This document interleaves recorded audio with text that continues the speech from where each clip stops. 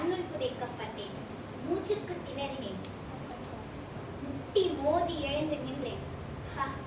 சற்றே சுவாசித்தேன். அப்பொழுதுதான் தெரிந்தது நான் புதைக்கப்படவில்லை, விதைக்கப்பட்டேன். இப்படிக்கு விதை. அனைவருக்கும் வணக்கம். இன்று நான் எடுத்துக்கொண்டுள்ள தலைப்பு ஊக்கமது கைவிடேன். எல்லாருக்கும் தெரியும் ஊக்கமது கைவிடேல் ஔவையார் எழுதினாங்க அப்படின்னு. அதே மாதிரி ஊக்கமுடைமை ஆக்கத்திற்கு அழகு அப்படின்னு ஔவையார் எழுதியிருக்காங்க. ஔவையார் மட்டும் இல்ல, திருவள்ளுவரும் அதுக்கு 10 திருக்குறள் ஊக்கமுடைமைக்காகவே வச்சிருக்காங்க. அந்த 10 திருக்குறள்ல எழுதியிருக்காங்க. அந்த 10 திருக்குறள்ல எனக்கு பிடிச்ச ஒரு திருக்குறள் தான் நான் இப்ப சொல்ல போறேன். பரியது கூர் போட்டது ஆயினும் யானை வெறுவும் புலித்தா புரியும். அப்படின்னா மலை போல பெருசா இருக்கிற யானையா இருந்தாலும் அதோட தந்தம் எவ்வளோ கூர்மையா இருந்தாலும் புலி முன்னாடி வந்து அதுக்கு சண்டை போட வந்து நின்னா அது பயந்து ஓடும். ஆனா புலி எவ்வளோ பெரிய யானையா இருந்தாலும் அதனால முடியும் அப்படின்னு நினைச்சு அது வந்து சண்டை போட வரும். அதே மாதிரி நம் மகாபாரதம் நிறைய பேருக்கு தெரியும். மகாபாரதம்னா என்ன? கௌரவர்களும் பாண்டவர்களும் ஒரு நாடை அவங்க தான் வந்து ஆளணும் அப்படின்னு சொல்லி அவங்க வந்து போர் புரிவாங்க. கௌரவர்களுக்கு 11 அக்ரோனி சேனைகள் இருக்கும். ஆனா பாண்டவர்களுக்கு 7 அக்ரோனி சேனைகள். ஒரு அக்ரோனி சேனைகள்னா 2 லட்சம் பேர் இருப்பாங்க.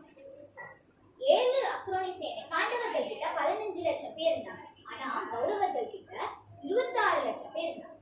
ஆனாலும் பாண்டவர்கள் நல்லா அவங்களோட ஊக்கத்தை இழக்காம அவங்களால முடியும், அவங்களால வெல்ல முடியும் அப்படின்னு அவங்களுக்குள்ள ஒரு ஊக்கத்தை, அவங்க தன்னம்பிக்கையோட அவங்க போர் புரிஞ்சாங்க. அவங்களுக்கு தெரியும் சிறந்த வில்லாளி கர்ணன், சிறந்த போர் வீரர் பீஷ்மர், அவரோட குருக்கள் துரோணாச்சாரியார், கிருபாச்சாரியார், அதுக்கப்புறம் சிறந்த கதாயுத வீரர் துரியோதனன் எல்லாரும் கௌரவர்கள் சைட்ல இருந்தாங்க. ஆனா பாண்டவர்கள் சைட்ல வெறும் நல்ல வில்லாளி அர்ஜுனன், நல்ல கதாயுத வீரர் பீமர் தான் இருந்தார். ஆனாலும் அவங்களால முடியும், அவங்களால வெல்ல முடியும் அப்படின்னு நினைச்சு அவங்க வந்து போர் புரிஞ்சாங்க.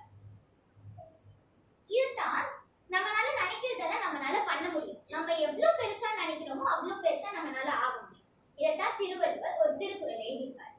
என்னன்னா, வெள்ளத்தனையது மலர் நீக்கம் மாந்தர்த்தம் உள்ளத்தனையது உயர்வு. அதோட பொருள் என்னன்னா, ஒரு தண்ணி எவ்வளவு பெருசா இருக்கோ அவ்வளவு தூரத்துக்கு தான் தண்ணியில வளரும் பூவும் இருக்கும். ரொம்ப பெரிய அளவுல தண்ணீர் இருந்துச்சுன்னா அவ்வளவு பெரிய அளவுல பூ இருக்கும். எவ்வளவு சின்ன அளவுல தண்ணி இருந்துச்சுன்னா அவ்வளவு சின்ன அளவுல தான் பூ இருக்கும். அதே மாதிரி நம்ம பெரிய ஐஏஎஸ் ஆகணும்னு நினைச்சோம்னா அவ்வளவு பெரிய ஐஏஎஸ் ஆகலாம். இல்ல நான் படிக்க எனக்கு பிடிக்கல அப்படின்னா டிரைவர் தான் ஆகணும்னா டிரைவர் ஆகலாம். நம்ம பிரசிடென்ட்டே ஆகணும்னா அப்படின்னு நினைச்சாலும் நம்மளால ஆக முடியும். நம்ம என்ன நினைக்கிறோமோ அதெல்லாம் நம்மளால பண்ண முடியும். நம்மால் முடிந்ததை நம்மால் செய்யலாம் அப்படின்னு சொல்லிட்டு நான் விடை பெறுகிறேன். நன்றி.